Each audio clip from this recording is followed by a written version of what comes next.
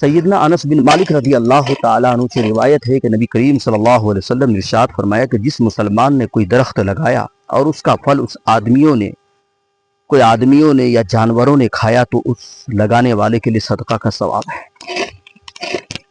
मजमूअ ज़वाइद की रिवायत से मालूम होता है कि फलदार दरख्त लगाना भी सदक़े जारिया में शामिल है। हज़रत अनस बिन मालिक रज़ी अल्लाह ताला अन्हु से रिवायत है कि नबी करीम सल्लल्लाहु अलैहि वसल्लम ने इरशाद फरमाया कि 7 ऐसे अमाल हैं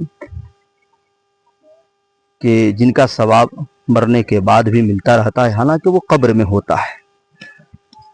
उन 7 में से नंबर 1 है जिसने इल्म सिखाया हो, या नहर खुदवाई हो, या कुआं खुदवाया हो, या कोई दरख्त लगाया हो, या मस्जिद तामीर की हो, या कुरान शरीफ तरके में छोड़ा हो, या ऐसी औलाद छोड़ करके गया हो जो उसके लिए मग़फ़िरत की दुआ करे।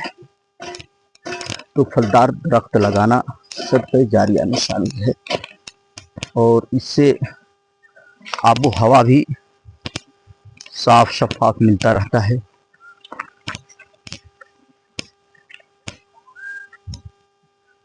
लिहाजा हमें और साया भी,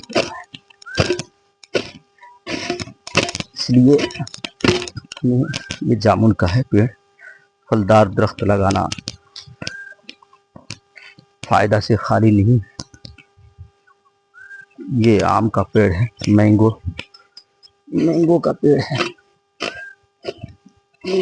6-7 महीना हुआ है इसको लगाए हुए। और बेटा इधर आ जा, ये महंगनी वगैरह का पेड़ है। सफाई ज़रूरी है, अगर सफाई नहीं करेंगे तो घास वगैरह इतना हो जाता है कि इसके जितनी ताकत होती है मिट्टी की वो सब चूस लेती है। तो दरख्त बढ़ने के बजाय वो घास बहुत तेजी से बढ़ता है। आज पानी उनी देने का है, सफाई तो हो गई है, पानी भी दिया हूँ। ये महंगनी का पेड़ है, आपने सुना होगा, ये महंगनी बहुत कीमती लकड़ी होती है।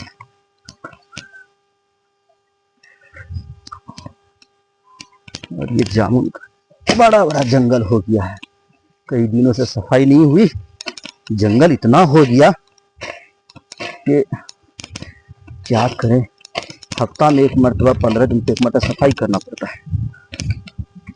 आज सोचा कि इसको साफ करके पानी दे दे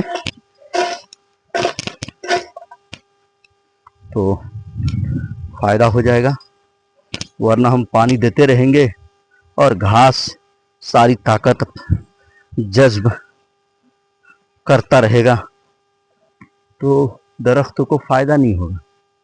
और ये मेरा लड़का है उधर पानी दे रहा है दरख्त में।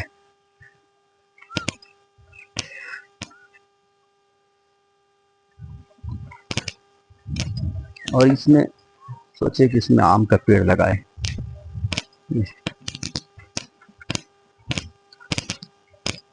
जंगल बहुत ज्यादा हो गया,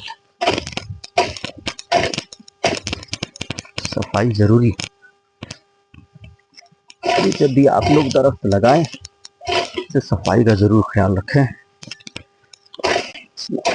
सफाई से क्या होता है, जो घास वगैरह है, जो फालतू के जो दूसरा पौधा उग जाता है,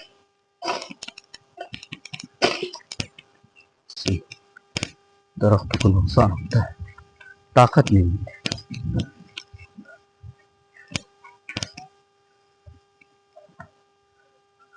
बस